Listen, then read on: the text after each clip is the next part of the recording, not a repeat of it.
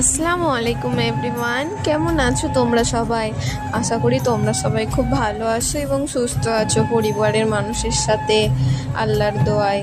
তাহলে চলো শুরু করা যাক আজকের ভিডিওতে আমি তোমাদের সাথে শেয়ার করব আমার দুপুরের খাবার।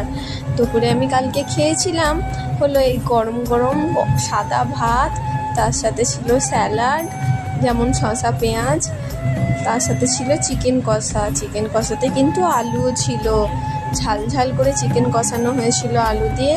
প্রথমে একটু ভাত আলু দিয়ে মাখিয়ে নিলাম, তারপরে একটু শসা আর পেঁয়াজ নিলাম, একটু চিকেন নিয়ে খেলাম, খুব টেস্টি হয়েছিল। তাছাড়াও আমার চিকেন কষার সাথে ছিল টমেটোর ভর্তা। তোমরা কে কে টমেটোর ভর্তা খেতে ভালোবাসো প্লিজ আমায় কমেন্টে জানিও।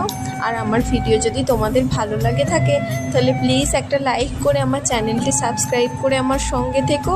তোমরা সবাই খুব ভালো থেকো, তোমাদের সকলের জন্য আমার মন থেকে দোয়া রইল। সবাই খুব ভালো থাকবে, সুস্থ থাকবে, সাবধানে থাকবে।